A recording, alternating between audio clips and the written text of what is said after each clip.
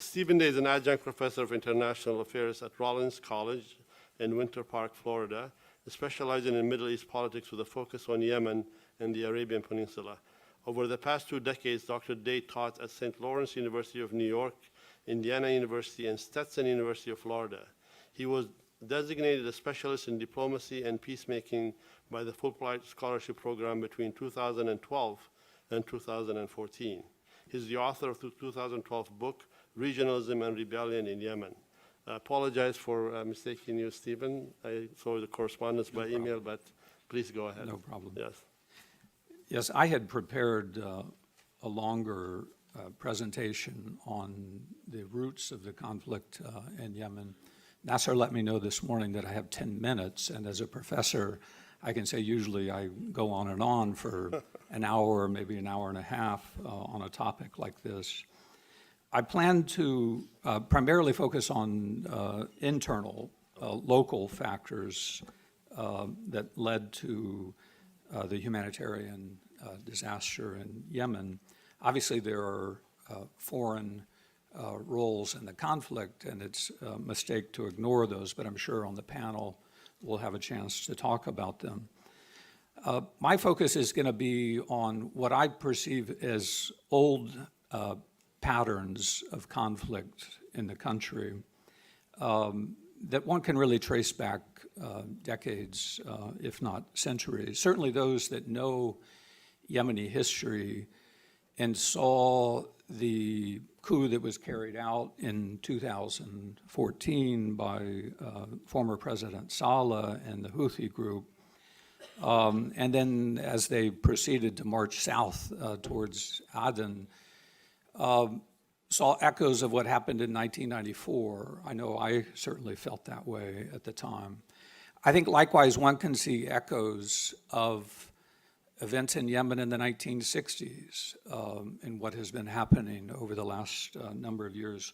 The role of the Saudis and Gulf countries in the conflict in Yemen, one could even look back to what was happening in the 1934 Saudi-Yemeni war. So again, I see echoes of earlier conflicts, and I don't think one can ignore that as being an underlying reason for the problems in Yemen.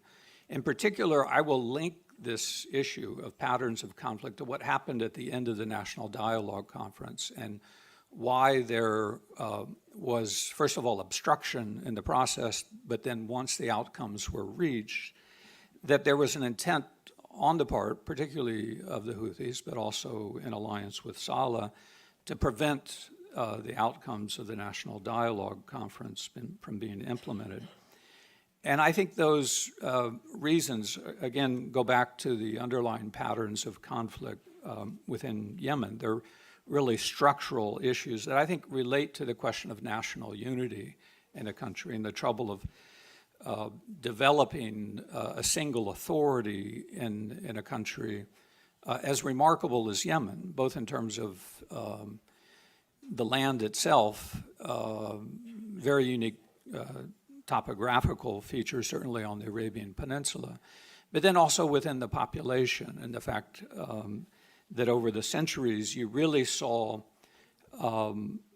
multiple authorities within the country as opposed to a single authority that's ruling over the entire land.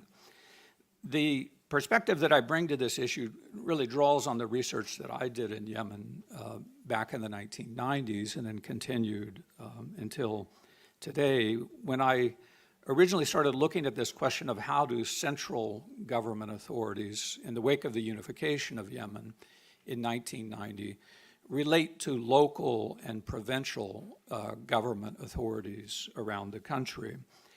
And that focus on the topic as an issue of research, I think, gave me a lot of insight into the dynamics within the National Dialogue Conference and why that National Dialogue Conference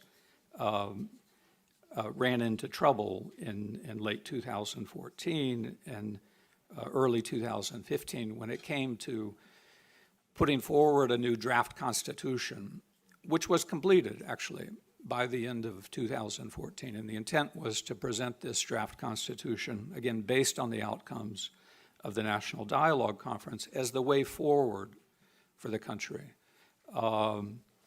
Today, of course, it's understood that the disagreements and misunderstandings within the NDC, particularly around that issue of the six-region federal plan, sparked the political collapse in late 2014 and early 2015. In other words, the question of decentralization, the need to decentralize decision-making powers over politics and economics and social and cultural concerns, appeared to be driving the country to war in 2015 in terms of the internal dynamics in the country.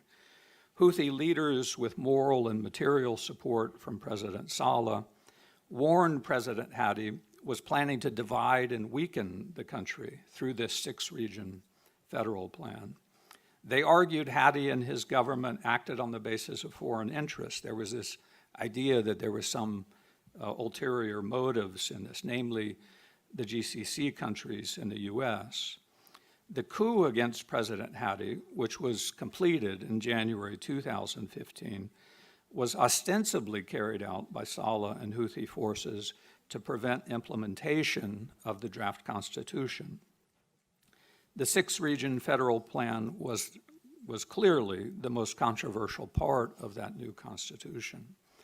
I want to make 3 points about the internal power struggles within the country that led to war. First, President Hadi, who originates from the South, clearly empowered Southerners to play leading roles at the NDC to advance the new federal plan for Yemen. Moreover, he authorized a special post-NDC executive committee to make the decision about how many federal components there would be under the new system, and accept that idea that there should be 6 regions created in the new federal order. The perception, especially among supporters of the Houthi, and certainly this was the perception of President Saleh and his followers, is that Hadi and other Southerners wanted to use that transition period after 2011 to recover much of their political influence and control that they lost in the past. And again, all of that goes back into the history of the divisions and rivalries within Yemen. Second, Hadi was in a position to assert that influence and control during the transition period and the decision of this executive committee that accepted the 6-region federal state, because he was Saleh's vice president, whom Saleh appointed to the post during the 1994 Civil War. Saleh viewed this 1994 appointment as a way to lessen the appearance of northern domination of former southern lands. In other words, Saleh was responsible for putting Hadi in the position to become president after 2011, thus allowing Hadi to be in a position of authority where he could seek a change in the political structure in the country, because Saleh used Hadi for similar purposes in the wake of the 1994 war, when his legitimacy was in question and the question of his leadership was at stake. Third, I think Saleh would not have gone to war in 1994 and been part of that civil war that occurred more than 2 decades ago, and been in the position to appoint Hadi as a kind of token of North-South power sharing within the country, if he had held true intentions toward national unity from the beginning.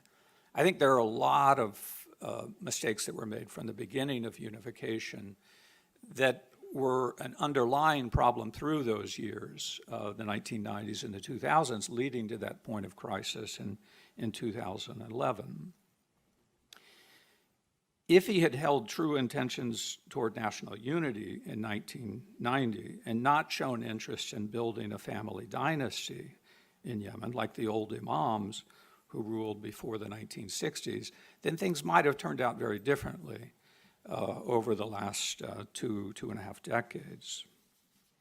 I want to make 2 final points. First, what Saleh did in a line with the Houthis and carrying out this coup and obstructing implementation of the National Dialogue Conference outcomes, turned Yemen in a way full circle. As I said, I saw echoes of what happened in the 1994 war and even echoes of what was happening in the country in the 1960s. And as I said, one could go back further into Yemeni history. This is what I mean, that the internal power struggles that we saw play out on the eve of the war, and that obviously continue to cause tensions and problems within the country, derive from problems of national unity and questions about the structure of the state. And I think those have always been there in Yemen. How do you develop a single authority for such a remarkable land? This is important to understand because the actions of specific individual Yemenis who made decisions to launch war in 2015 are ultimately less significant, I think, than the underlying features of this remarkable land and its population that make the country so difficult to govern as a single nation. I know there's a tendency to put blame on failures of particular individuals and particular leadership, but I think until Yemenis can understand what are those underlying structural causes of divisions and rivalries in the country, you're unlikely to see an end to the war. And I think that's what ultimately has to be addressed. Indeed, if we're to find a peaceful path forward, I think there needs to be an address of those issues. I'll stop there. I saw I have a limit of a minute there, but appreciate the time. Thank you very much, Stephen.